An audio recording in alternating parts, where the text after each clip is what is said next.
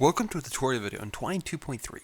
In this video, I'm talking about dice rolling in SugarCube 2.28. In analog tabletop games, one of the most common actions is to roll dice. In SugarCube, the same outcome can be accomplished through using the random global function.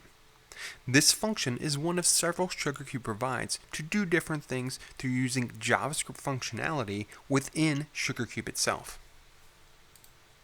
We can see here, we can roll different outcomes. For example, a 1d6, a 1d8, 1d10, very common rolling analog tabletop outcomes for different dice. We do a 1d6 through a 1d100. And you'll see if we come back and redo this, we get different numbers each time. And we're rolling random outcomes. And this will make a little more sense when we look at the code. You can see we can get different numbers every time we do it. To save the result of the random function, we use the set macro. The same with using and interacting with other variables. We want to save a value, we use the set macro. If the result does not matter outside of the roll itself, a temporary variable can be used. And in fact, this is very helpful to know if you're going to do multiple rolls of dice, get multiple random numbers. You can save them to temporary variables, use them to do some sort of calculation, and then because the variables are temporary, they won't exist when a new passage is shown. This is very useful to save intermediate steps within a larger calculation, as well as get some random numbers and then use the temporary variables to store those values to do something.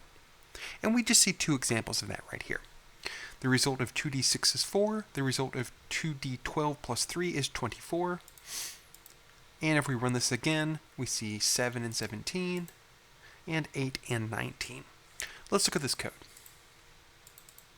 We see here in rolling outcomes the use of the random function. Now, because this is function and it's JavaScript functionality being used within SugarCube, we can't just include it in a passage. We have to include it in something that will show the result.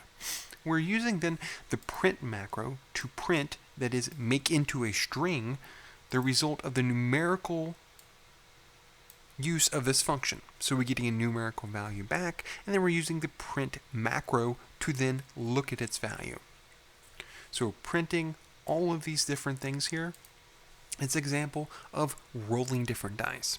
We see here when we use the random function, we give it a range of numbers we want. In this case, 1 to 6, and that represents that 1d6 outcome we want.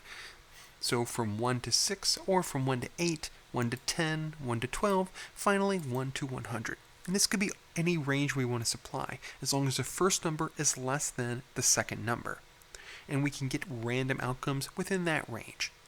And because this is a function, again, we need to use it within something else. So we're using the print macro with the random function in this example, because we're using JavaScript functionality that's part of SugarCube within macro functionality to actually show the result.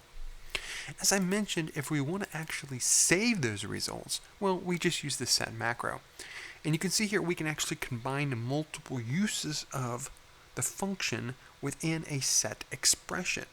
And that gets us to that 2d6, or that multiple rolls combined together. So we have right here one use of the random function plus another use of the random function. And we can use this to multiply, or in this case, add different results together.